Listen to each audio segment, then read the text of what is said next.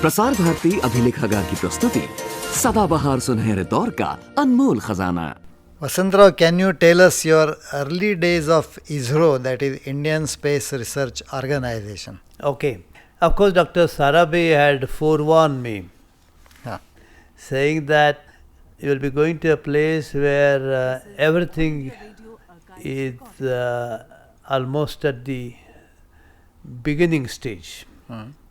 So I was prepared for that. In fact, I had an option either to join the atomic energy in Mumbai, where most of my people were, or to go to Trivandrum, where nobody was.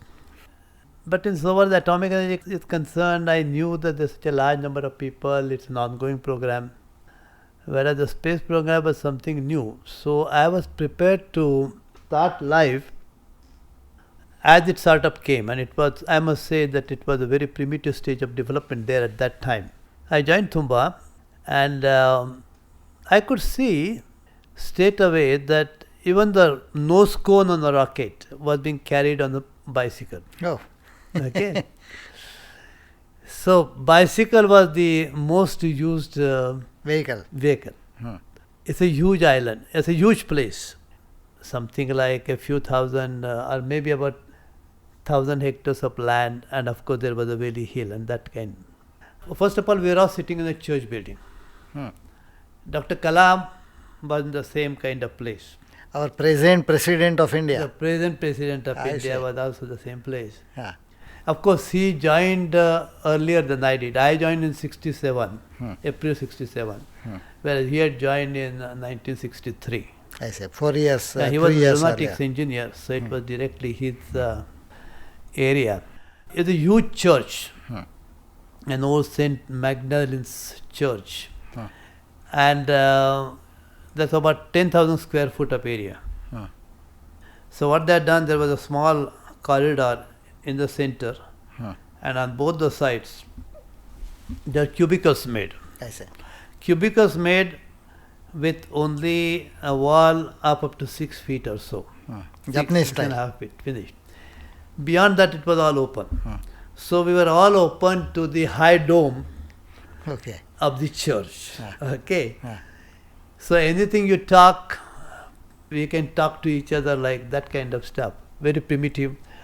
On either side there was opening to the outside, and there was a jolly kind of big window, like a French window. And all these creeping animals would come in and that kind of stuff. Of course, a lot of birds in the church building. Reptiles. The reptiles will come, and and then that was a sitting place for each of us. And then when I wanted the laboratory, they decided that the bishop there, earlier days, and he had a cow shed. I say. And in that cow shed, he said, Sarabhi said one of his visits, he used to come very often. I said, why don't you take this? It's sacred cow there, you see. So all around there were grass grown, all kinds of weeds and what have you. So we cleaned up all. And then my first laboratory was there. I mean, look at the kind of contrast that what have. And we were only 2 people that time. There was only one person behind before I came, who soon left actually. So that's where, right, starting from the scratch, we started our work. Let me summarize this paradox. That a super technology that you were trying to build up by way of, say, satellites. Yeah. And you started your laboratory in a cow shed. Yes. The rocket that you were to launch, and then you were using bicycle as your main vehicle. Absolutely. That's fine. Absolute contradictory situations. Yes. But then how did you progress from 1966 as a propellant man to 1979 as a director of Vikram Sarabhai Space Center? I think, like Sarabhi said, that when we have an objective, and if that objective is fixed in your mind, then you equip yourself. And if you are ready, all your antennas ready to receive all the things what you want to have. The same thing happened with me, because I was given the responsibility, formal responsibility of developing propellants for India's space programs.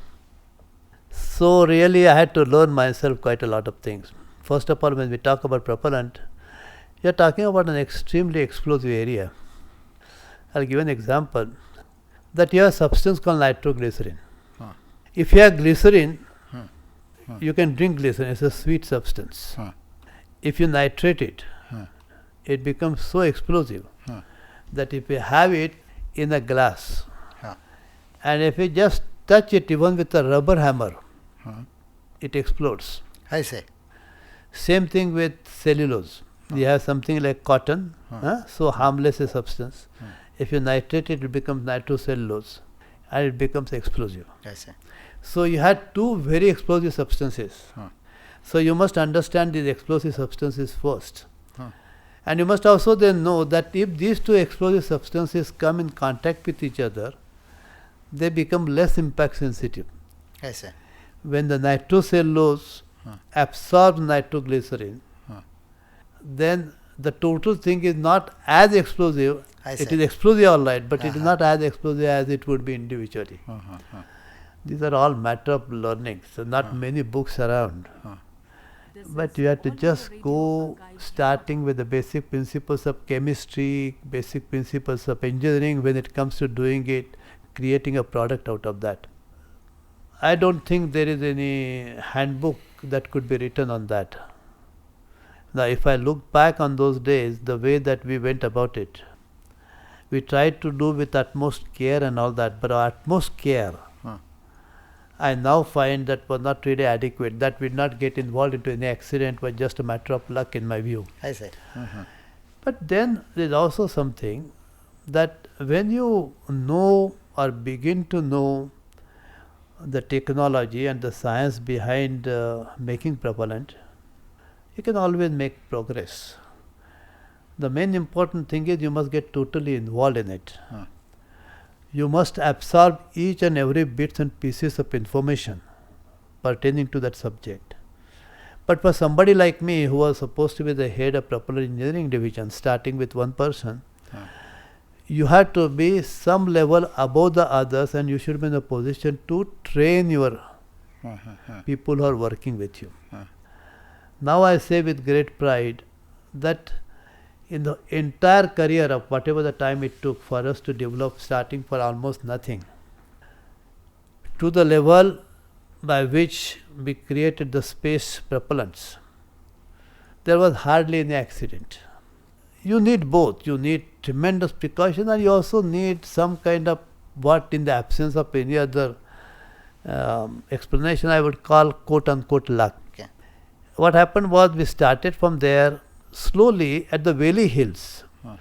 It was about, from the place where the church was, is about a couple of kilometers away, but in our own area.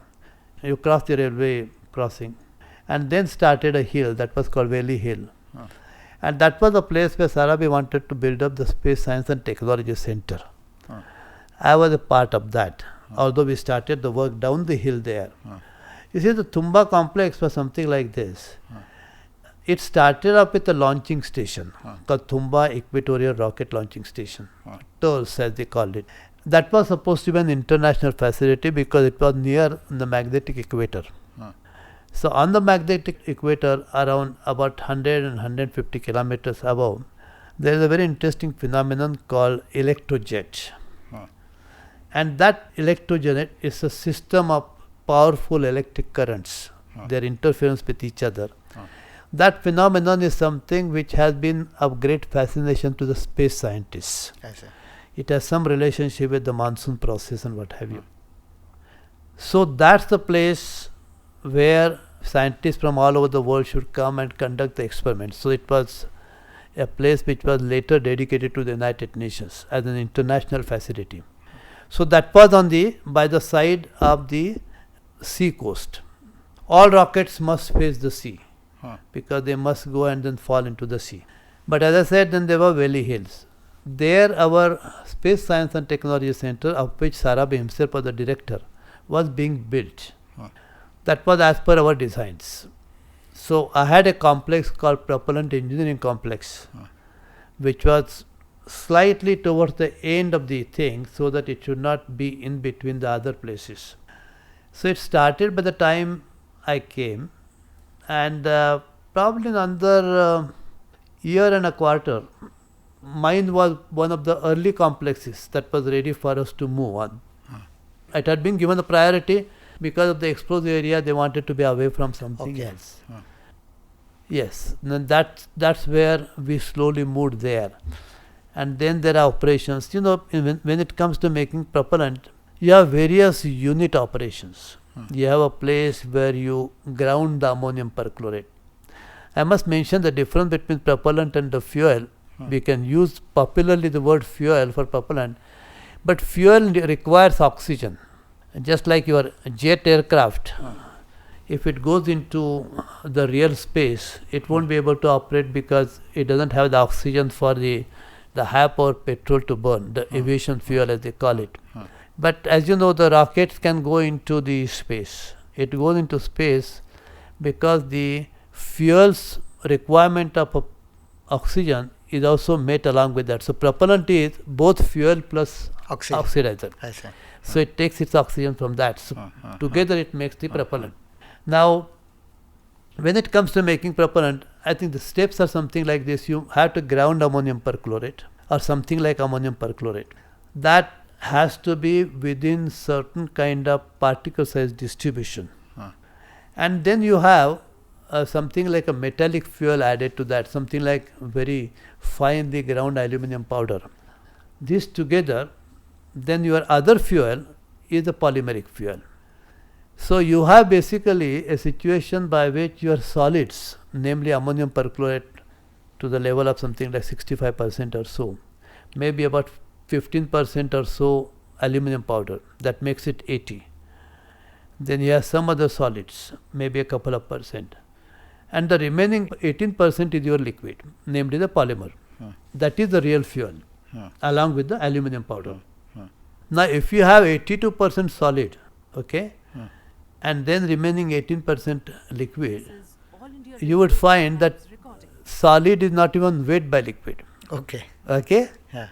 And the idea is you convert it into something like a slurry.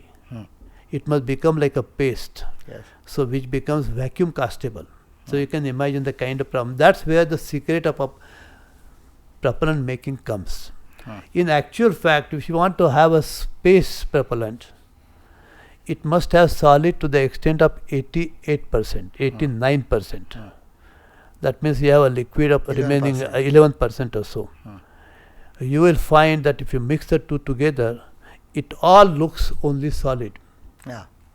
Now from that stage, you have to convert it into a pourable slurry, which must be vacuum castable, so that there is no air particle inside. Because if you have air, then it becomes porous, and then it can explode, or it will not burn the way that you want it to burn.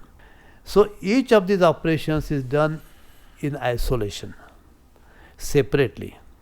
Each of the operations is hazardous in nature.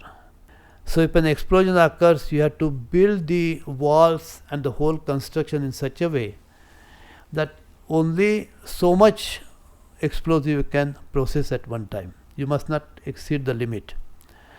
And then if the explosion occurs, while all the walls are concrete built and all that, the roof is very weak. So the explosion should go through upwards. Surrounding of it must be also innumerable number of trees, so that if the shock wave comes, the tree should be in a position to break the shock wave. Like these are the kind of precautions. You slowly learn. In a couple of visits, this place, that place, under some pretext or another, you see what they do and try to make it like that. It happened. Kerala itself is a very beautiful state, as you know. A propellant engineering division was located in the midst of all that, in the midst of trees. There was a lake behind. But the main thing was, and this is very important in Bhabha Sarabhi philosophy, that they used to look upon people as their main assets. People were allowed to make mistakes, and they will own them up, and they will give freedom Like I mentioned, some of the interviews when I was at Harwell, just I mentioned earlier, the way of working was on that way. When people like Baba or Sarabhi I saw very closely, it's not a question of what answer you give to a question. It was a question of stimulating a horizontal dialogue, as it were. Similarly, there was no dearth of money. I think apart from the technology that one develops, and I'm very proud of what we developed, but there were other technologies also, there control and guidance and things, they were also as difficult as anything else. Yes. But to stimulate that kind of thing, I think the environment created by Sarabhi, to my mind, was very important. That where you feel very free. There was no dearth of money, mind you. But it's not as if you'll get what you want simply because your budget is there. There used to be sort of the mechanisms, there used to be the collection of people, gatherings of people, that is not exactly the peers, but your equals, if you like. And you have to operate through your equals. You know, when you operate through the equals, each of the equals being very ambitious, not ambitious in a personal kind of sense, but ambitious with regard to their dedication to their objectives and the goals. Yes. Now, you have to sit, supposing I want a mixture, okay, there's money left for a mixture, no question. But then you have about 50, 60 people, it's called Space Scientific Committee, if you like. And then you have to tell why that mixture is required. That mixture may cost anything from 50,000 to 5 lakhs or 10 lakhs. Money was not the important part. It's even budgeted, but simply because you have budgeted and putting it across, that kind of thing would not do. You have to justify it. You have to sort of put it across to your equals. You have to convince them that, okay, I want this is what it would do. And then you have to justify your need without getting perturbed about it, without getting, what the hell, what do you know, understand? Without putting emotions into it. No emotions in that. And yet emotions are required. Yes. Because without emotion the thing can't work. So this was that was the culture. What kind of fuel you made, the name of it? We made, you see, those days, we had a small collaboration with the Japanese. There was a man called Hideo Itokawa, who was supposed to be the father figure of the Japanese space program. By the time we started our program, Japan had already launched a satellite. Okay? And the Itokawa is supposed to be the father figure of that. Dr. Sarabhi had some personal relationship with this man, who used to come occasionally, he used to show how the Japanese program was and so on. So Japan started with a propellant which was polyester based. Okay. Polyester. That means polyester is a binder or the real fuel of it. Ammonium perchlorate is the oxidizer. Aluminum powder and polyester, which is the liquid part, are both the fuels of it. So Japan started its program with polyester, so we also started the program with polyester. Soon we graduated into the next thing called polyurethane. The same polyurethane of which we make the foams. Yes, Teflon. And your Teflon. cushions and this Yes, and that yes, polyurethane. Yes. So polyurethane is supposed to be a better fuel. Then we moved over to polysulfide. If you really look at the American Scout program, that was also 4-stage vehicle like but SLV-3 was first rocket, first 4-stage vehicle. Americans also used polysulfide propellant when they put their first satellite called Explorer 1 into orbit. After the Russians put their Sputnik, after about 4 months or so, Americans put the first satellite. It was polysulfide based. So we dealt with polysulfide. The reason I am mentioning it, these are the kind of steps, as you go through them, you get used to what happened in the past, you begin to move towards the contemporary scene. Then after polysulfide, we moved into polybutadiene. Okay. In polybutadiene, there are two types. One thing is what they call, there's a terpolymer. There's a polymer based on 3 monomers called butadiene, acrylic acid and acrylonitrile. So these are the 3 monomers of which a polymer is made. It's called 3-base polymer. So we worked on that. Incidentally, the American space shuttle, it has 2 solid boosters and they use this polymer. I see. PBN as they call it, PBAN as they call it. And the next of it will be what they call the hydroxy terminated polybutadiene or HTPB. That means in terms of energy or in terms of advancedness of a propellant, you can say polyester, then polyurethane, polysulfide, PBAN and hydroxy terminated polybutadiene. Now hydroxy terminated polybutadiene or HTPB today represents the state of the art. I see. And that you developed 15, 16 years back. That we developed long time ago. That's very true. And few countries are still trying to make it now as a modern fuel. Yes, okay. That's very true. If you judge the level of propellant technology by the propellant that you use, and that's the way to go about it, yes, India stands among the top 2 countries in the world, but we initiated even earlier than the United States or European program did. So let me say this, that HTPB, we decided to use that propellant, to develop that propellant, to produce the polymers required in the quantity that India would need, match it with the production complex for ammonium perchlorate, match it up with the industry supply of the aluminum powder to make it a total system. But HTPB the most important because other things are being the same for other propellants also. We took the decision when I became the director of the Vikram Sarabhai Space Center in 1979. I gave the decision after consulting all the people early 1980 that India's future vehicles will use HTPB propellant.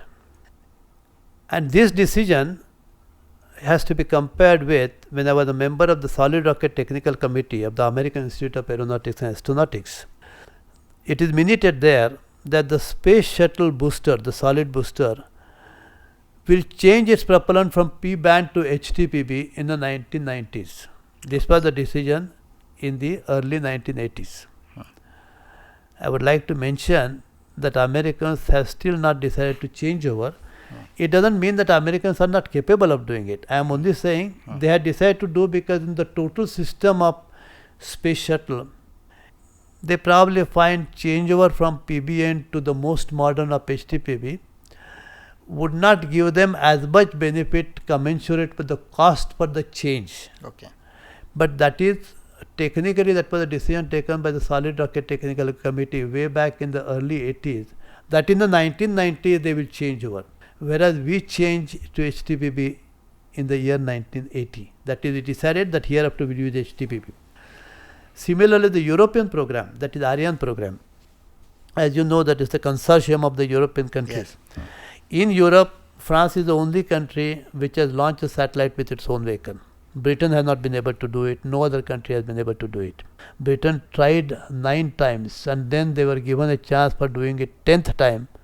Even the 10th time they could not, so they decided to drop that program and associate themselves with the European program and the American program. So in Europe, only country which could do that was France. But Ariane program, which is the European consortium of nations, they have now moved in the 1990s to HTPB. I think this is very important to say. When I say that India's solid propellant technology is the world class, it's not just an emotional statement. I can straight away say by this part. Today, the entire solid rocket technology, starting from raw materials, its processing, setting of the plants, to the manufacture in as large a quantity as 10 tons or 25 tons, for which we set up the solid propellant space booster plant in Sriharikota. So the entire chain A to Z is 100% indigenous. There is not one such substance that some embargo came and that's why we could not do. No such nonsense there. This is total. That's why we consider this is world class and total. When I say world class, I can give it an example of HTPB. That is where we are proud of you and your group, Mr. Vasantrao, that we have owned a world-class technology way back 15 years, 17 years, and still we are unparalleled in that particular field. Let me call you as a father of a world-class propellant. Can you tell us something about Professor Satish Dhawan and Dr. Brahma Prakash, with whom you came in contact, rather they were the chairpersons? Okay. I'm very proud to talk about them. I'm very happy to talk about them for the simple reason that I grew up with Vikram Sarabhai. He brought me here 67 to 71 end. So I had the good fortune of working with him for 4.5 years. Something, the memories of which I cherish, I will never forget. You know, it's through the interaction of people like them that you form your own personality. Men are made and so are women. But the company they keep, the interaction that they have, and from that point of view, in a very isolated place called Trivandrum, then we had a giant like Sarabhai, with whom you interacted, learned a lot of things. When he died in 30th of December 1971, then the then Prime Minister, Ms. Indira Gandhi, had a meeting for which I was invited. From the whole Tumba complex, by that time we were about 5,000-6,000 people, 4,000-5,000 people. Only 2 people were invited, myself and Mr. H.G.S. Murthy, who was the chief of tolls. The purpose of the meeting, and then of course Mr. Homi Setna, Dr. Raja Ramanna, Dr. Brahmprakash, then Mr. Haksar. P.N. Haksar. P.N. Haksar. He was the principal secretary to the Prime Minister at that time. So the subject that the Prime Minister wanted to discuss with us was really there was no connection between the atomic energy program and the space program. The connection was only through a person called Sarabhai, who had interest in both. So the proposal was whether should it now continue, should the space program should continue under the atomic energy.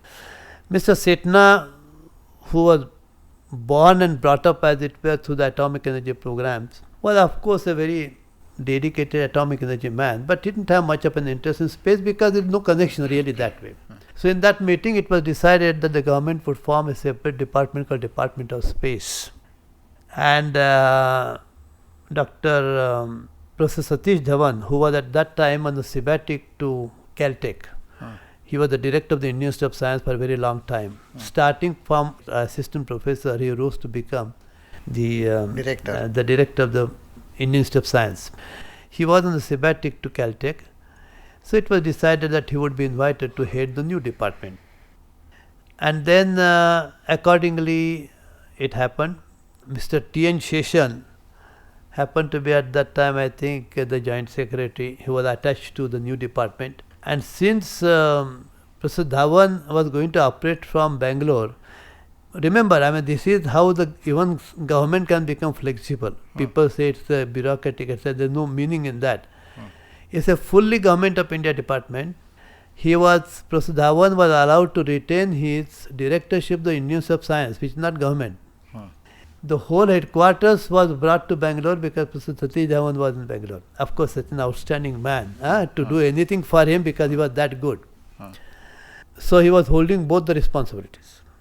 And then when the department actually came into being in April 1972, at that time in Trivandrum, because the space activity was mainly in Trivandrum at that time. So the Tumba Equatorial Rocket Launching Station, that was one unit. We had set up propellant fuel complex. When we talk about the fuels, that is the polymers, we had a polymer complex and what have you, and produce them in the quantities required for large propellant making. We had set up a unit which was a multi-purpose reactors of up to 4,000 liters or so. So about 12 such reactors were there of varying size. So that was another unit called Propellant Fuel Complex. Then in the meantime, we had set up a rocket fabrication facility, RFF, to make the components of the rocket. And there was a rocket propellant plant which was only for the licensed production of Centaur rocket propellant complex. So that was RPP. And then, of course, in the Valley Hill, we had the Space Science and Technology Center. So all these 5 units were combined into what was named as Vikram Sarabhai Space Center in honor to Vikram Sarabhai. And of that complex, Dr. Brahmprakash, who had gone past 60, Okay. that's another thing, fully Government of India, was appointed as the director of the Vikram Sarabhai Space Center.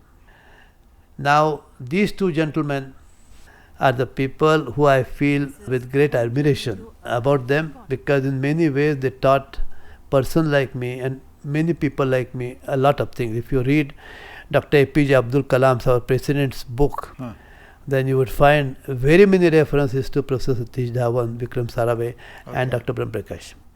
Now these are two very contradictory characters. I mean, in terms of intellect and the technical capability, super, both Dhawan and Brahmprakash.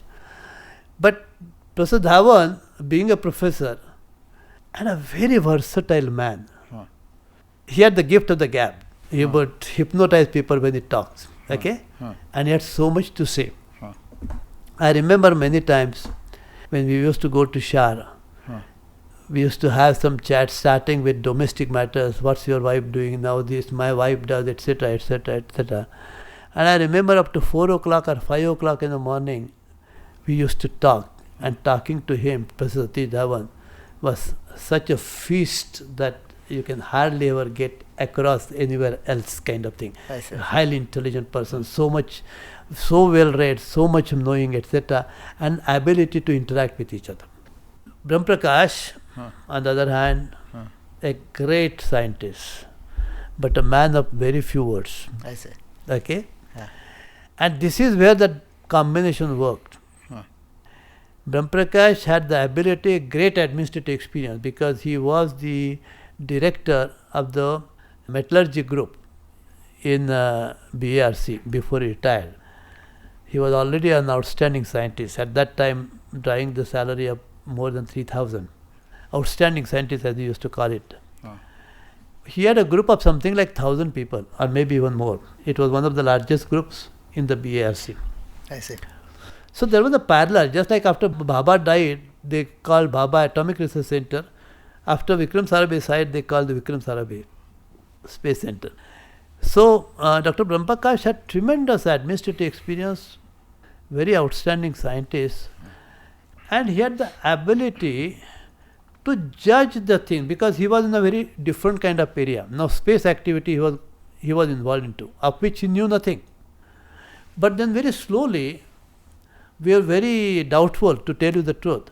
But in the first few months only, he began to talk that language by just interacting with the people. He was a great listener. He would talk to people. Hey, what is this? I don't understand that. How do you make that? I learnt in college that this is done this way. What is the Hebber's process? Ammonia, but like that he would talk. And then he was great listener. So, whatever was the policy formulated, he was also member of the ISRO Council. I think Professor Satish Dhawan picked up the very right kind of person to move the space activity, to change the gear, as it were, from its previous thing to this one. Because now the entire center was focused on SLV3. And for the SLV3, Dr. APJ Abdul Kalam was named as a person who would be in charge of the SLV3. But Vikram Sarabhai Space Center was given the responsibility of developing the launch vehicle. That means the various divisions of VSSC, Vikram Sarabhai Space Center, would develop the commodities to feed into the SLV3. And to coordinate that work from the point of view of final product was the responsibility of Kalam. That was the kind of idea. As I said, this was a beautiful combination. Satish Dhawan sitting in Bangalore as the chairman of the ISRO, Department of Space Security, and Dr. Brahmprakash located in Trivandrum as the director of the Vikram Sarabhai Space Center. I learnt a lot. I saw how the two extremes can harmonize. These two people were the classic examples of that.